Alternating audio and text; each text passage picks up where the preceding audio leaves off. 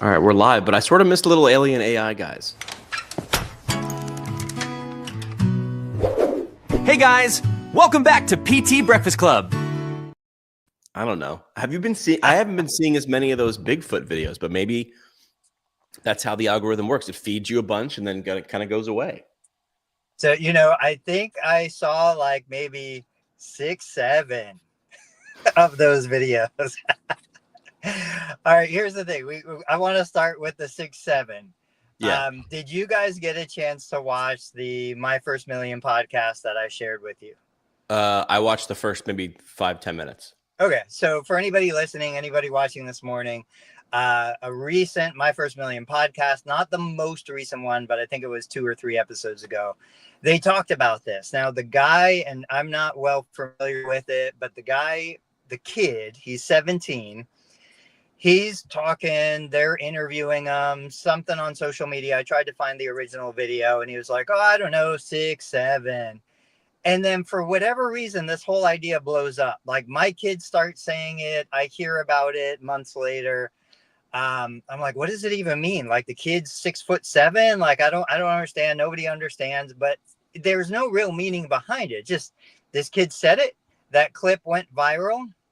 He didn't even know when he said it. Later, somebody said, hey, that video's got like millions of views. And so long story short, it's a high school basketball player. He's 17. He says it goes viral. Then another guy says, hey, we should capitalize on this attention. They create a water brand. So the water brand, Jimmy, if you have the image, pop it up. The water brand is like liquid death. They're going for that. They're trying to figure out how do we take this from nothing to $100 million. In the My First Million podcast, they're interviewing the guy behind it, who's like a 50-something-year-old, but he's had multiple successful businesses and brands. And it just goes to show how, like, you just need that one, you could plant 1,000 seeds, one of them starts to grow, and you double, triple, quadruple down on it. This is the can of 6, 7. Which started from nothing. It was just some kid who was like, I don't know, we're going to 6, 7, like talking about how many points you're going to score or how was the game rated out of 10. I don't even know. The funny part was I heard people saying this and was like, all right, I'll be the old guy who goes online and Googles what the meaning of this is. I figured it meant the context that I was hearing it in, it felt like if you were to give something a score, yeah, like being very mid, like it's a 6, 7 at best, right? I've also heard when you Google it, you get a bunch of different answers, though. Like I feel like it's so new and undefined that people are creating their own answers and nobody can find, the real one, even though the real one is sort of made up in the zeitgeist. So I'm the youngest one here, but this morning I am the oldest because I have not heard this at all. I am totally out of the loop on this. And I always love to hear the things that maybe you guys find online, especially Tony, like just different things. I have not heard this at all. Let me reel Tony back in a little bit. Let me potentially reel him back in. I went on to 67water.com. It's asking me to join a wait list.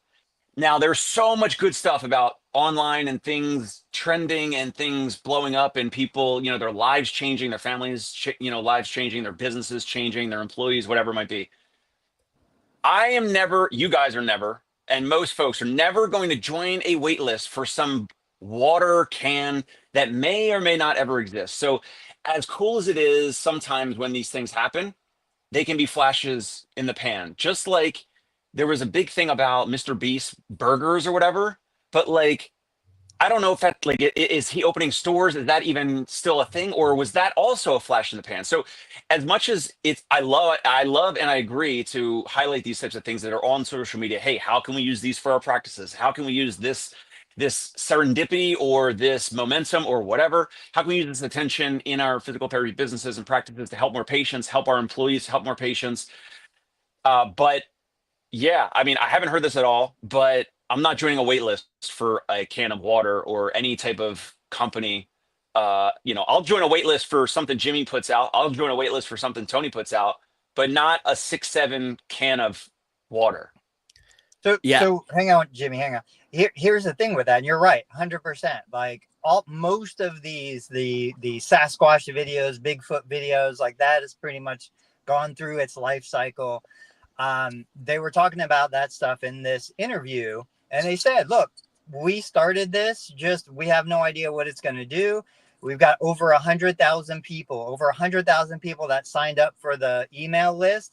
Their social media, I think it's Instagram, they compared like Fiji water, Dasani, all these other brands. They were like 10x more people that follows their social media just from putting this out there. The idea is most of these are going to die. This is probably going to disappear. There's no question about it. What we want to do is we want to say, okay, this was a flash. How can we put, $1 million in the bank account? Think of fidget spinners, think of Cabbage Patch Kids, think of Beanie Babies, all of those things. I don't care if it doesn't last. If I have that lightning right now, I want to capitalize on it right now. And these are the lessons we learn more from the failures than the successes. Yeah.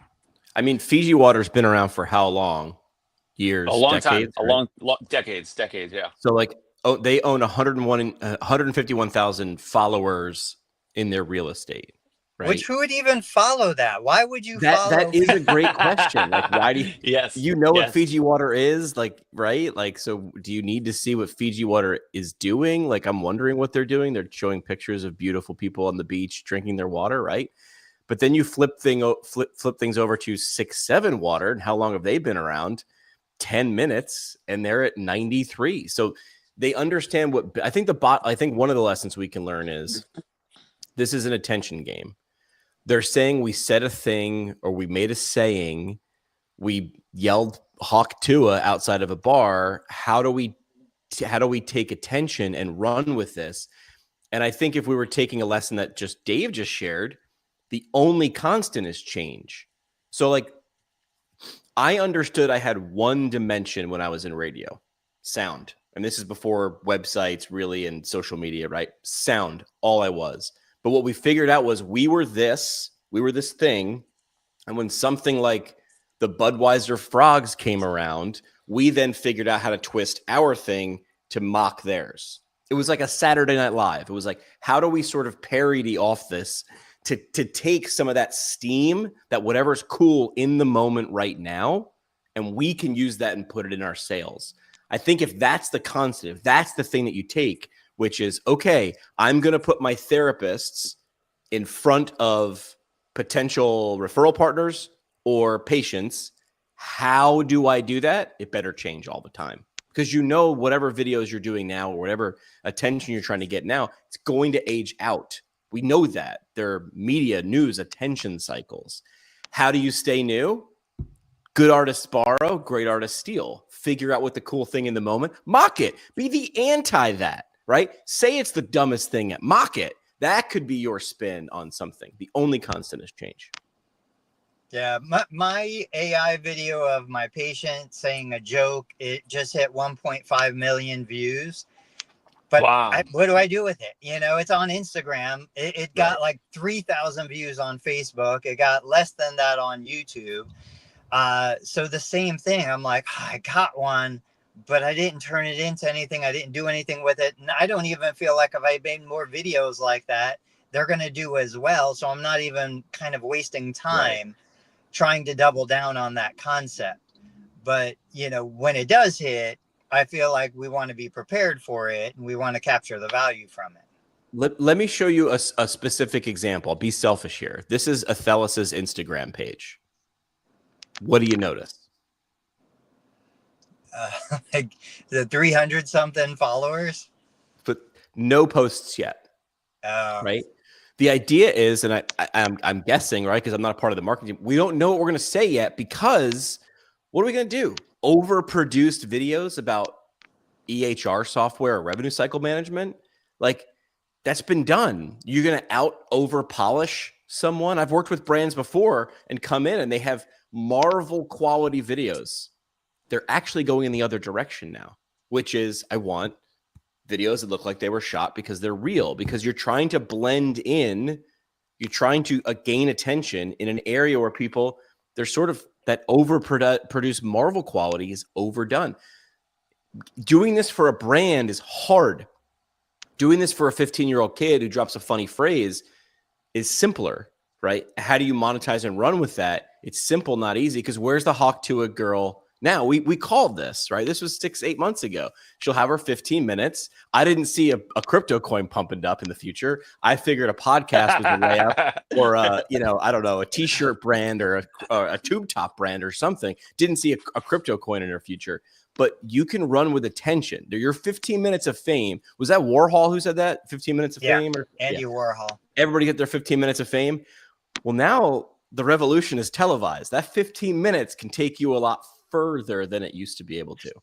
But there's I agree. There's two different camps though. There's some that are like trying to create like a YouTube channel, or someone like this, like 6-7 water, and like they have a picture of a can, and most likely they have not even produced cans. They don't even have labels. It's all just digital imagery, and it's all just like a front end, but there's no business back end. The difference of what we bring to the table, especially Tony and I, is now, of course, it's in the real world, but we have actually like everlasting businesses that actually solve a solution. Maybe there's less of the, hockey stick type of growth. Like we're not going to grow to millions or tens of millions or hundreds of millions in the next 6 to 12 months. But we're also not going to go to zero in the next 6 to 12 months. You know what I mean? So like the difference of like these projects are great if you're an investor and you got folks out there that you can invest in and put money behind, and you get that attention and you try to put that attention in a certain place, whether it's Mr. Beast burgers or whatever, or it's this 6-7 water. But that's the difference. I think I got caught up with the whole tech thing and the apps and all that, and went into Vinicial and gave it a go and all that. But there was way more risk. There was way less certainty. And then what we do is like, we're solving a real solution. And how can we use the digital components of what we see out there? And I know that's why you guys bring this up, but these, like, to start a beverage company, you need a ton of money. Like Prime and all these other, newer beverage companies has taken a lot of money. So the fact that, the chance that this even can get legs off the ground, you'll need more. They will need more than all of this explosive growth in views and viral videos and all that, and how you guys are bringing it up on a podcast. Right. So that is, in my opinion, why there's that thing called a wait list. Before they put $1 towards actually making the can, my opinion is someone's got a bag of money and says, get me 50,000 people on the wait list before you get your first dollar. I'm not giving you $1. Listen, we've got machinery that'll put water in cans. We can form it. We got graphic designers that can make the can. Take those 93,000 Instagram followers and turn them into 50,000 people on a wait list, because I know that might convert into 10,000 cans sold in the first month before you get $1. This is two sides of the same coin. It's attention, and then you build. Can you gain attention, then you build the product, or can you build a product that gains attention? So going back to the My First Million podcast, the most interesting parts of this, to Dave's point, the guy behind the kid, gosh, I wish I could remember. He runs a basketball league. He said it's the second most popular basketball league behind the NBA. I don't know if it's college or one of these off brands or whatever the 3-on-3 league. I don't know. If you said the name, I would know it, but he's the guy. So he said, look, how do we do this? What do we do with this? They were like, I don't want to do t-shirts. I don't want to do merch like that. What is a product or something we could put behind this that Big is Three? a little bit? Is it the Big Three? No, it's not that. But anyway, so it's so interesting to hear these guys talking about the thought process, and they're literally in the middle of making this happen. Jimmy loves like building in public. That's kind of what these guys are doing. And so they were talking about, where do we sell this water once we get it produced? They found a distributor. They found a bottler, canner. They're like, let's go to gas stations. Every kid who's going to tournament basketball games is going through a gas station. They're going to see this. They're going to buy it just for the novelty of it. Let's start there. So I think we also like jumped a step, right? Let's say you're a kid who has a phrase. Why'd they pick water? And I think we've mentioned this before, is we're seeing the consumption of alcohol go down over every generation. I even think we're seeing, and I don't have data to prove this, I even think we're seeing energy drink consumption going down. I think we're seeing a rise in paying attention to what you're actually drinking. I think we've reached zero. I think we've reached H2 and zero, right? We're looking at water right now where they're saying, okay, we can do that. I mean, liquid death is proof. Like they probably sat there and thought, shoot, did liquid death capture the market, right? The attention of that generation. The answer is always, of course, no. There's always room for another competitor. So even a step before, why did 6-7 jump to water? There's no connection there. I think they just said, seems like the simplest, most basic element of life, the most basic element of what they can put into someone's life. I would push back and say they jump to a category that they think is cool. You could put a cool logo and brand on it. I've not done it, but I know I can assume that starting a beverage company is extremely challenging. The physical product to have the not even included in the distribution, but actually having the product that's actually whatever the FDA approved or whatever, and have things, you know, on the label and all that, and make it safe for consumers and not have it spoiled and not have it, you know, crack open or whatever, like, and not even including the distribution, which of course they'll use the attention for the distribution, but actually just creating the first SKU of, I don't know, 10,000 cans or whatever, like extremely challenging. So that's probably why they're doing it in public, right? They wanted to find someone who wanted to do that quickly. And on the podcast, he said, what's going to happen is this podcast is going to go out to hundreds of thousands of people, but there's probably going to be five people that matter. Yeah. Somebody owns a string of 40 gas stations and they're going to say, I will buy 100,000 cans. Somebody is an expert in the beverage. Go ahead. It was like, why did that one gas station person? Why would the shelf stocker at Buc-ee's say, "Hell yeah"? Because they're saying, "I'll ride this for 15 minutes." You know what? We'll put this on top of a Buc-ee's. What's the biggest can ever created? We'll put it on top of a Buc-ee's. Like they understand. Hey, how can I angle this? Keep going. So you got the gas station. Yeah, so he said the gas station owner, you've got somebody who's an expert in the beverage business who's listening to the My First Million podcast. So this kind of flows into saying, okay, you've got the idea, it resonated with the community.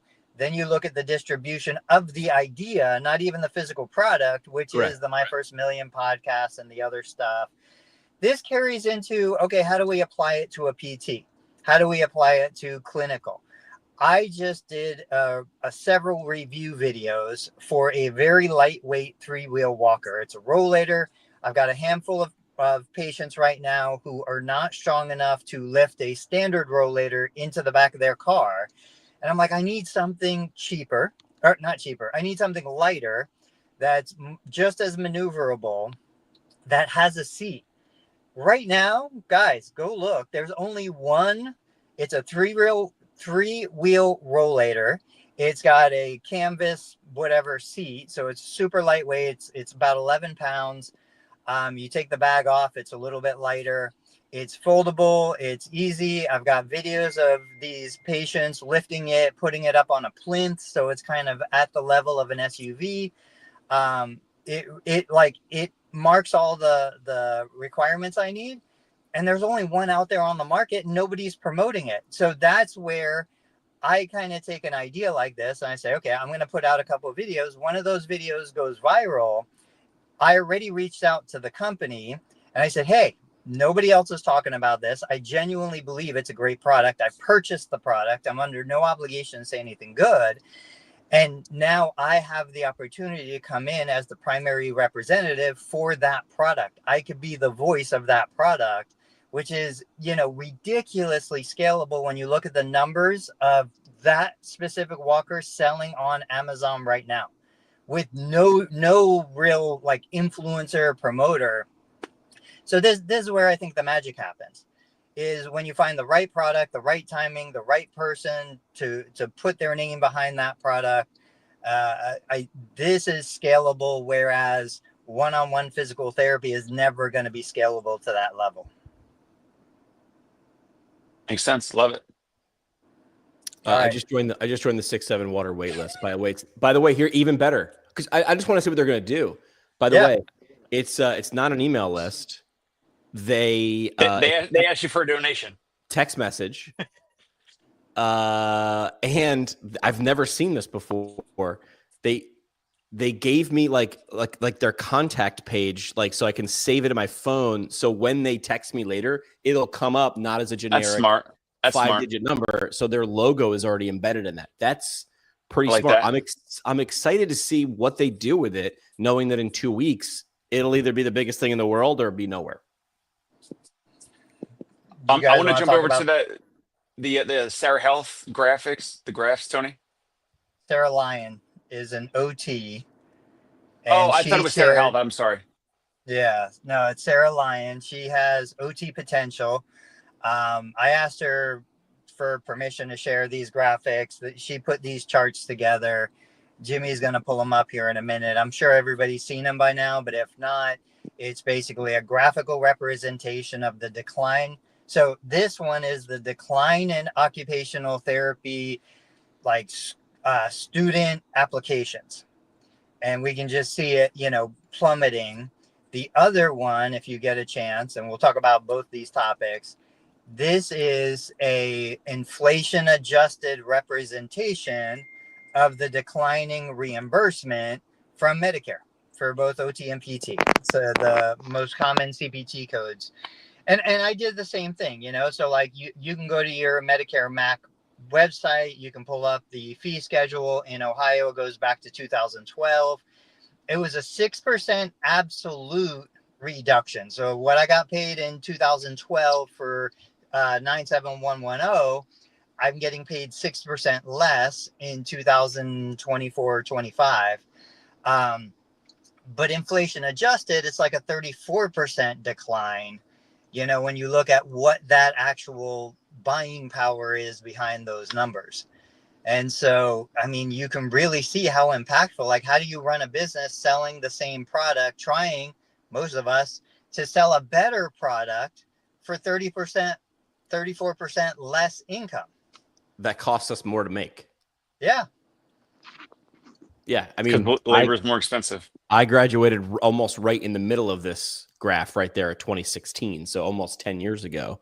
You're looking at that. There was look at that little unicorn spike in 2018, 2019, and then they all fell off a cliff. But so you're looking from, what is that, 2002 to 2025. She went back to 2002. So you're looking at 23 years. You're down 39, 37, and 36% respectively in therapeutic activities, self-care management, and therapeutic exercise.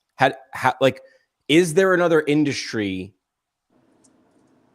that this comes close to? Is there any parallel that you can think of, another industry that is reducing they're down almost 40%? So I'm going to say there's a lot. The difference is like, you look at technology, the phone I would have bought in 2002, compared to the phone that I can buy today for the price I'm paying today, I get a whole lot more value. And This has always been like a frustration of mine, is I can legitimately treat a Medicare beneficiary following a rotator cuff repair, a knee replacement, a stroke, a brain injury. I can treat them and deliver the outcome for less cost. I am more efficient. I do a better job. We have more research and more examples. We just refuse to do it. That's the problem. We fundamentally refuse to put efficiency into what we do, because we're not doing it for the outcome. We're doing it because we want to have fun in the process. We want to do all this fancy stuff. We want to do all this inefficient stuff. We want to make things as complicated as we can. And we want the third party to payer to pay us a premium rate, because we want to do it the way we want to do it. The reality is we could do it far more efficiently. It's just not as fun. And therapists don't get the same joy and satisfaction. Do you guys know if car accident claims are similar at this point? Like, are all the auto bodies that go through, Geico and all that, like, do they experience the same thing? Like Geico and all these other car insurances have the leverage, the power to pay less on a claim, you mean? Like, are they paying 40, are they paying less if you get the same accident 10, 20 years ago, you mean? Yeah, I don't know. Yeah, I probably. I don't mean, know either. maybe. We'll have to research it. So there's two graphs maybe on purpose. So do you think that this graph is a direct result of this graph? Essentially what I'm saying is, for the podcast, is if you're looking at, hey, if we're getting paid or reimbursed, I should say, 39, 37, and 36% less on three popular codes, is that why between 2016 and 2023, this is occupational therapy program applications are down 45%? And I'm assuming PT's probably close. Right. Yeah, I think it is. I think there's less opportunity on the horizon. Young people, we already said, are paying more for school. You know, it used to be like a no-brainer. Like, go back to when it was a bachelor's degree. Everybody is going to get injured. There's going to be this huge silver tsunami of boomers who are going to need services. I'm guaranteed a job. Like, the reality is, many of us said, I'm going to become a therapist because I love what I do, and I'm guaranteed a job because there's always going to be somebody who needs my services. What we didn't account for was the price control coming in from Medicare and other third-party payers. So now the system is designed, incentivized to decrease the quality, because you don't get paid more for innovation. You don't get paid more for better outcomes. I always share this example. Dave and I could both be Medicare providers. Dave could do an amazing job. I could make my patients worse. My patient could come in, hate coming to see me, quit in 3 visits, leave worse than they started. Dave could be an amazing therapist. He is an amazing therapist. He could do 40 visits because Dave never stopped seeing ways for his patient to improve. The problem is, when Medicare looks at the average between my 3 visits and Dave's 40 visits, Dave looks like he's overutilizing services. Dave gets audited. Medicare says, Tony got him discharged in 3. Why are you taking 40? We're not going to pay you for the additional, whatever, 15 or 20. We'll pay you for a few. We're not going to pay you for all. And then Dave loses all of that money. Like, the system is designed to disincentivize patients getting better, disincentivize Dave putting more money and time into research, into innovation, into buying equipment. You just can't operate in that. So you have to leave this system. Like, they're forcing you out the door. Or, which Dave has talked about, you go to hospital route. You charge facility fees, you do all the other stuff, you make it a loss leader so that it doesn't matter if you're losing money on paying the PT, because you're going to make your money somewhere else. You gotta, like Jimmy likes to always say, you kind of got to know like what game you're playing. And so there's a ton of, I mean, how many outpatient physical therapy practices are in the country? It's like 10,000 or 30,000 like brick and mortar locations. There's a I ton. would say And that that's the numbers I've seen are closer to 30 or 40,000 private practices. so, and that's still the majority using this whole system. The system maybe had better margins before, and a lot of these bigger players just have continued to stay in the same system as things have kind of changed over time, and they don't have the negotiating power, they don't have the leverage. And I agree, like that's the beauty of like when I go to sleep at night, I can sleep well and easy because we don't have chargebacks. We have patients' credit cards on file, and like if they want to keep using us, great. It's like it's a simple business. If we do well, if they like the experience, they want to keep going, they keep paying. If they don't, they drop off, they decide they want to stop, that's totally up to them. And so it makes things very, very simple. Yeah, just knowing what business you're in.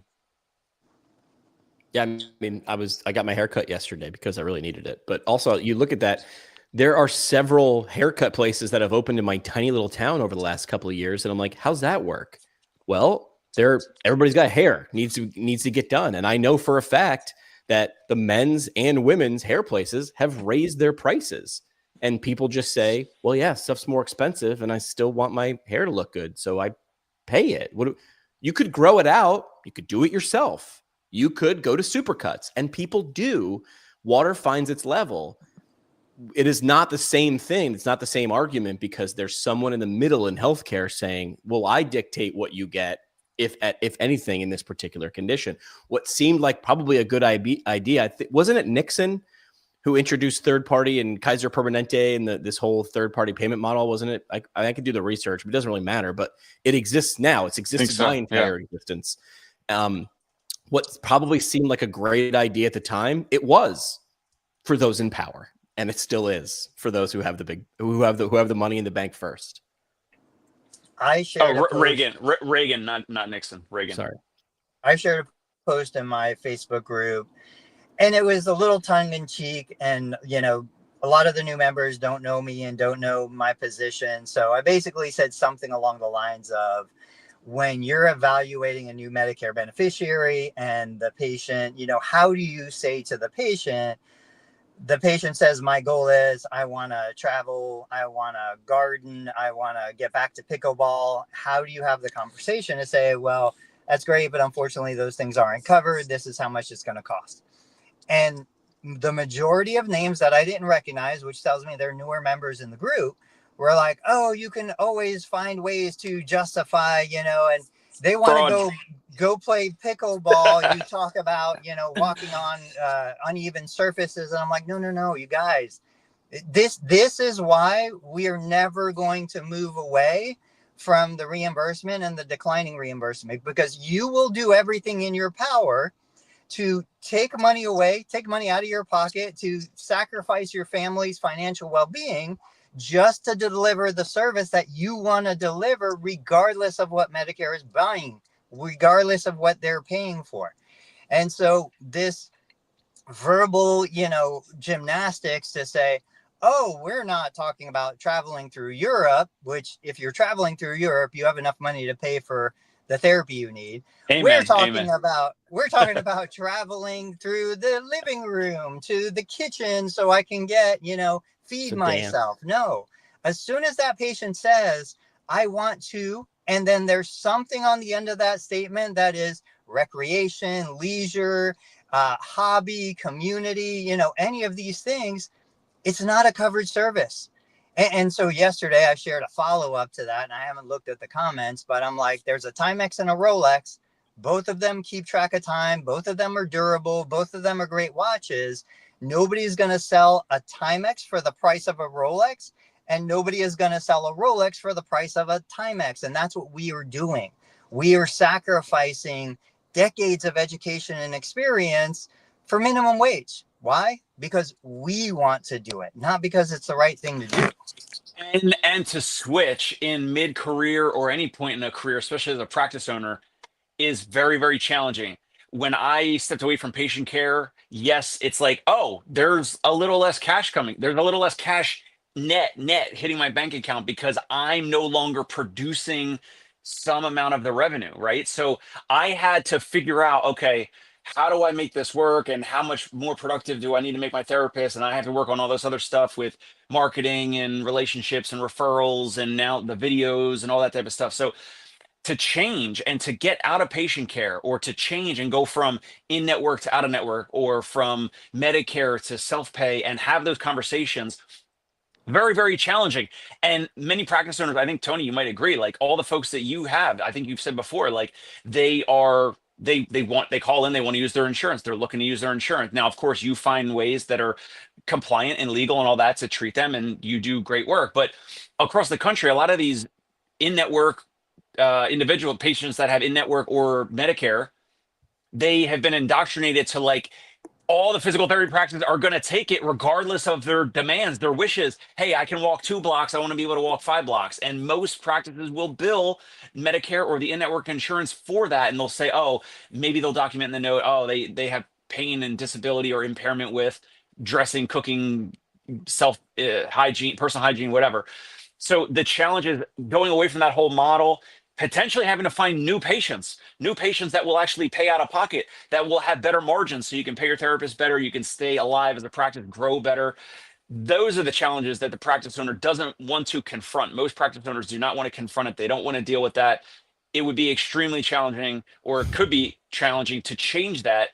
And then now your therapists are treating less patients because now you're less volume based, and now you're having people pay out of pocket, or you're billing their out of network insurance and they got to pay out of pocket first to hit their deductible. And then their copay drops to their cost per visit drops to their in-network copay. So it's very, very challenging for any practice owner to do this 5-10 years into their, business life, or even further down the line, right? Yeah, Yeah. I absolutely. mean, I'm not saying I'm smart, but I saw this and said, I don't want to be playing this game 3 years into my PT career. I remember looking around and doing, I just probably condensed, because I was a second career student. I condensed the rage and frustration of what you guys are talking about here. I didn't understand it all. I just felt the emotion. So I condensed a career's worth into my first 2 or 3 years. And I literally just threw my hands up, as to Seth Godin calls it, the dip. And I was like, no, I cannot, I will not succeed in this game. I will not. I'll burn out. I did ask ChatGPT to do some information for us. According to PTCAS, APTA PTCAS official reports, these are the number of applications between 2016, when I graduated 10 years ago, close to it, and today. We're looking at a big dip in 2022 with less than 17,000 applications. Again, this is PTCAS data through ChatGPT. I am citing that there, but you are seeing a downward trend from 19,000 to about 17.5 in 2023. Why did you guys become PTs? Everything you just said. Well, my origin story was, I saw this thing, a smartphone, and did the math. I was like, this is the coolest thing ever. Media and communications are going to be revolutionized. I looked at the medium I was in and said, you're not moving at all. I gave it 2 or 3 years. I ran around. I worked for one of the biggest radio companies in the country. We had like 600, 700 radio stations.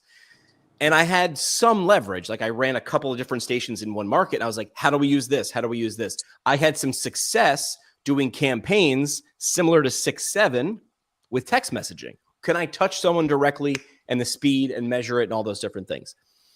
I then watched radio say, this is not, they looked at an iceberg and were like, it's not an issue. We're just going to bump into that. It's not going to hit us. And I said, I'm out. And then everything Tony just said, people are going to continue to get hurt. This feels like a rewarding endeavor. There's going to be job security. I almost did it to please my parents, because I could say to them, I'm leaving radio, and they were fine with me being in radio, but they were always like, what is this? They didn't understand it. How long is it going to last? When I said PT, you watch their shoulders drop. They were like, this is great. This is a very good thing. He's as long as you get into school and you pass. And then fast forward, while I was doing it, I found all those frustrations, and I'm an emotional kind of guy. I knew I wasn't going to change them. I looked to change again. Dave, what about you? Yeah. What about you? What's your origin story? The question was why I became Why a PT. Yeah. There was like an intersection of like, did well in the sciences. School guidance counselor was like, you should probably go into something in the sciences, and then looking at different schools in the Northeast region, different majors, what had the best upside, what had the best growth prospects. Of course, they didn't mention anything about the health insurance and the squeeze that the insurance companies would have on the profession. None of that was mentioned, of course. The funny part is, like, have you met like guidance counselors? God bless them. They're it's a best guess. Like, they had no AI. They had brochures. They had meetings and webinars. Probably best guess. Like, best guess. Almost, if you're gonna math it, whatever the most guidance counselors are saying, just say that's going to be oversaturated. Go somewhere else. Like, where are they saying it's going to be a little bit open? Like that. Like, I mean, remember prompt engineering 8 months ago? That was going to be the biggest major ever. That's not even a thing, right? It's not going to be a thing. Yeah, I mean, the guidance counselors, I guess it's better than nothing, but they spend 5 or 10 minutes with you, potentially your entire life, or maybe 5 or 10 minutes per year, maybe, right? So look at a snapshot. Yeah, they're looking at a snapshot. I mean, the guidance counselor also didn't know that I was like bringing in my parents like old magazines, like ESPN magazine and Sports Illustrated and stuff like that, and selling it in the hallways. Like, they didn't know how entrepreneurial I was. They didn't ask questions. They didn't know I had side hustles and little things that I was doing. My parents did, but at the same time, like, they want they want their child, like most parents, they want their child to do better and be better, or do more than them anyway. And so with the program that I ended up choosing, it was like I could play D2 baseball, I could get a bachelor's and a DPT degree all in 6 years, got some money for baseball, some scholarship money, and like that was it. Like, that was that was one of the all those things, in a bag, shake it up, and that was the reason why. You made the best decision with the situation and the information in front of you, and that is all you can do. Tony, what's your origin story here? While I share it, why don't you think about the next topic? Basically, it was one of those deals where, I didn't know what a physical therapist was. My mom had developed frozen shoulder. She was a type 2 diabetic. I think I don't even know if I was in undergrad. Maybe I was. I think I just finished undergrad. And, so I was like, oh, therapy's cool, but I want to be a strength coach. So I was a strength coach for a few years. We started the business. I recruited a physical therapist. She came on board. I was not a physical therapist, but I saw that all of my adult clients needed physical therapy. They needed the knowledge and the skill of a physical therapist. So I recruited her. She's now my wife. She convinced me. She was like, therapists are very suspicious of non-therapists. If you want to grow this business, you have to get those letters after your name. That's it. I went to school to bill insurance. That's why I went to school. I believe I could have gotten all of the knowledge, all of the experience, all of the practical application from treating clients, from researching on my own, doing those things. The only thing I got from the program was the ability to bill insurance. And now, fast forward. Now it's a bad thing. Well, that's the thing. Yeah. What used to be the gravy train now is the whatever. I don't want to get too political. So now I'm looking at it. I'm like, okay, I've got this knowledge. I've got this skill set. I've got this understanding. Dave has said it many times. The most valuable thing is, if nothing else, I understand my own body. I understand my kids. I understand how to take care of myself. But how can I package what I want to deliver to the consumer in a way that is appealing to them? It is still profitable for me to do what I do and bill insurance. But that's because I am not over delivering. I am delivering what the insurance is buying. And I'm delivering what the consumer ultimately wants. I am not trying to pretend that I've got all of this OCS and excessive education behind me. I don't. I don't have fancy products. I don't have fancy equipment. I have very low cost everything. And I came into this business 25 years ago. You can't do what I do today as a new business owner, because I have an advantage of 25 years that you're never going to have, except in 25 years. So it doesn't have to be the next topic. It could be this topic. If you had a room full of 30 high school juniors or seniors in front of you, would you suggest this as a profession to go into? I still would, though. I still would. Okay. Because you got to evaluate your alternatives, and we can dive into it further. But in terms of alternatives, it's not always, the grass is always green on the other side. But we'll get into it. It always starts with, what is your goal? What is your objective? Yeah. I agree with the guys like Mike Rowe, who are like, follow your passion is bullshit. That's the stupidest thing in the world. Dave plays baseball, but he is not trying to be an MLB player. He enjoys it. That's a passion of his. Go where the money is. Do what you need to do for a job. Take care of your family. Take care of yourself. Be an adult. Grow up. And then if you want to do the other stuff on the side, go ahead and enjoy yourself. So I would say, why do you want to do this? If you want to own a business, you don't need to be a therapist to own a business. Right. There's plenty of non-therapy owned therapy businesses. If you want the knowledge and skills, but you're going to monetize it in a different way, do it. If you want to go work for a hospital, go do that. Those are all good reasons to become a PT. But don't just think, that it's a stable job. I'm going to get 5% raises every year and I'm going to have benefits. And there are probably better options out there than that. Well, thanks so much, Tony, for showing up 12 years ago and telling me that.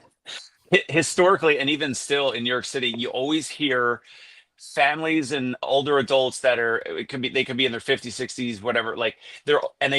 They've kind of conditioned their children about these union jobs. This is just one example. Whether it's sanitation, being a subway conductor. Like there's all these things like, and I work with some guys, even the challenging ones, like the cops and the firefighters and all that. But whether it's sanitation or it's other union jobs like plumbing, pipe fitting, whatever, all these jobs that are like, they're working overnights, they're working on holidays, they have to do certain amount of hours. They're doing 10, 12, sometimes, sometimes longer hours.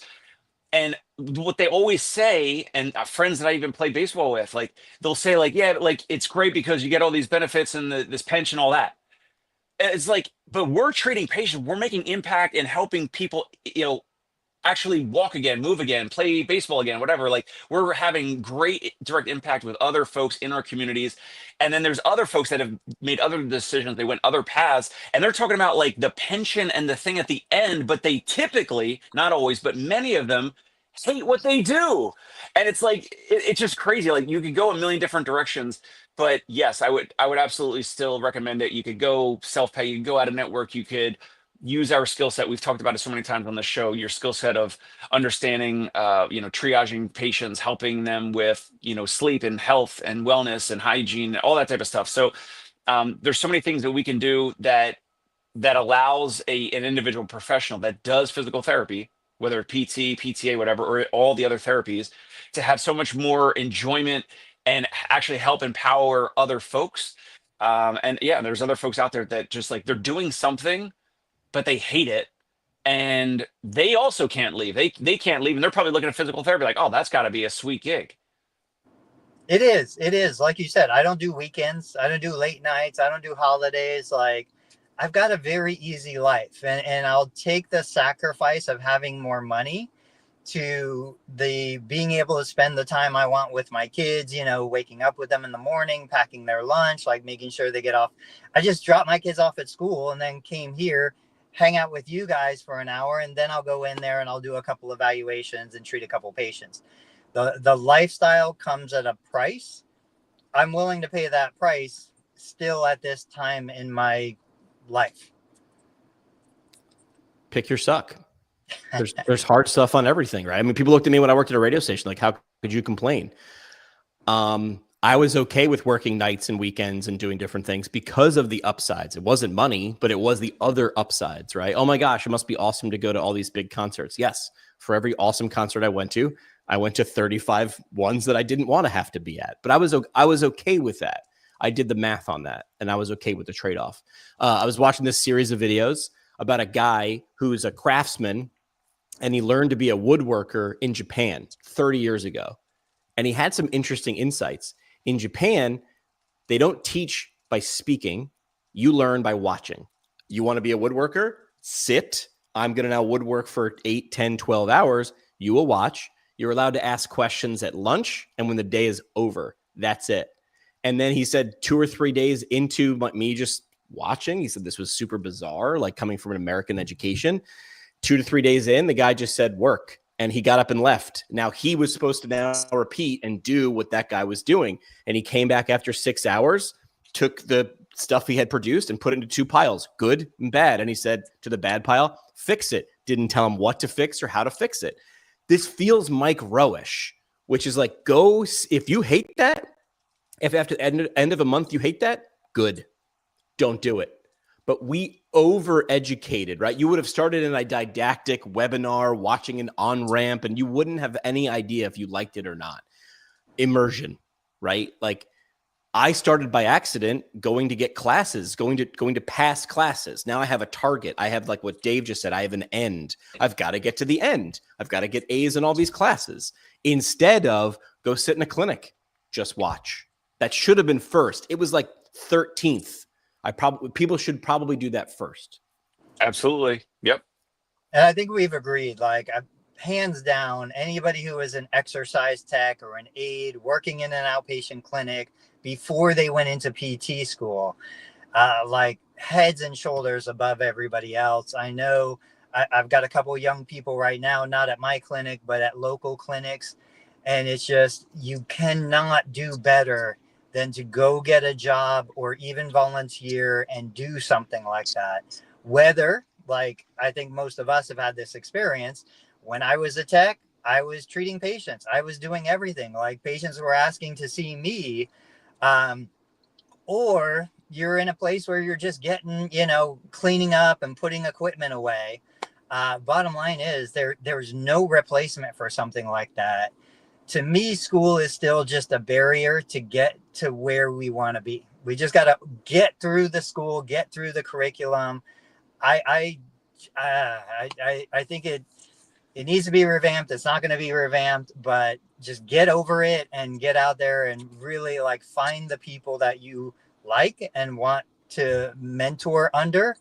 I had amazing professionals in front of me that I did what Jimmy said. I just sat there and watched. I watched these guys, how they prescribed exercise, how they came up with plans of care, how they analyzed, okay, this is a quick story and then we can wrap it. Yesterday, I had a returning patient. I've seen this patient multiple times.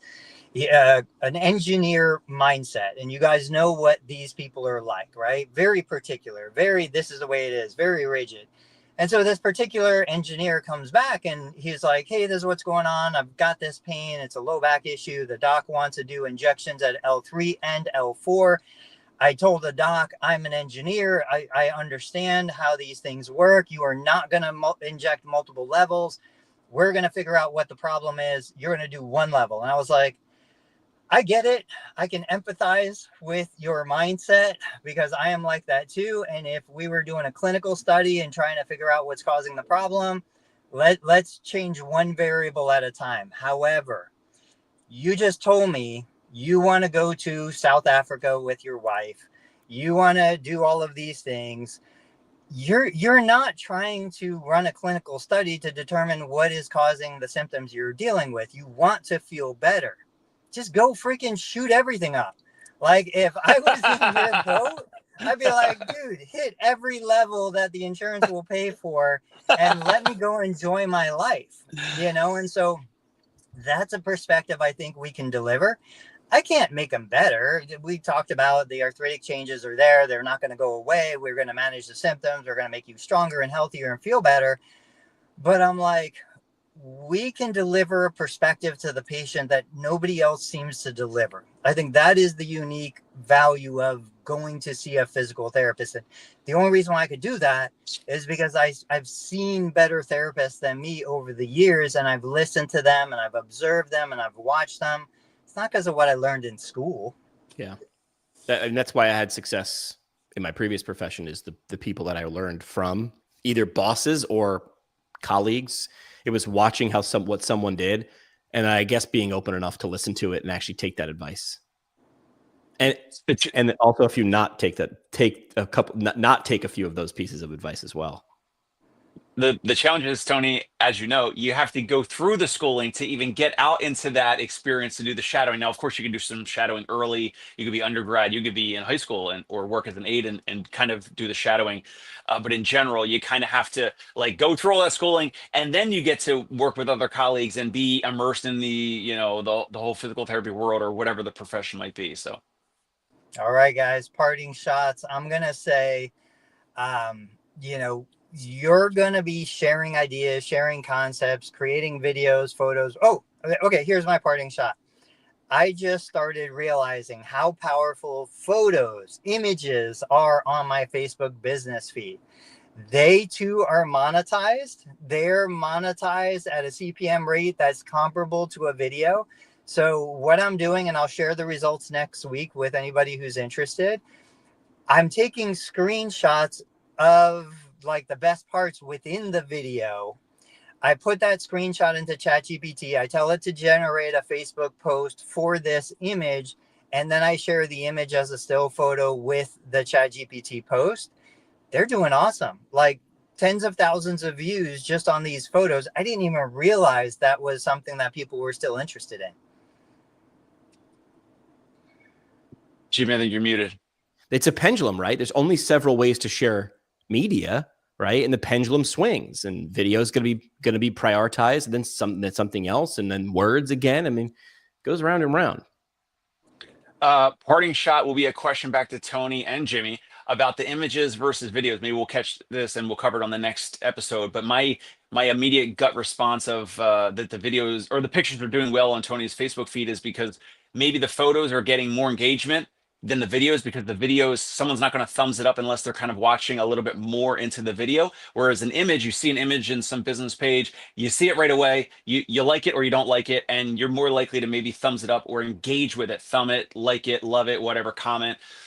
So that'll just be my parting shot as a question for you guys. Maybe we'll cover more about pictures versus videos in the coming weeks. I would say the advice from that guy who went and learned to be a woodworker in Japan, which is be quiet, watch, think. You don't have to question everything externally. You can question things internally and then decide, is this the kind of problem I want to be solving for the next year, 10 years, 20 years? Then do that. Gentlemen, we'll see you guys on Thursday. And one more time, the AI generated creepy aliens. The PT Breakfast Club. I'm Ode, where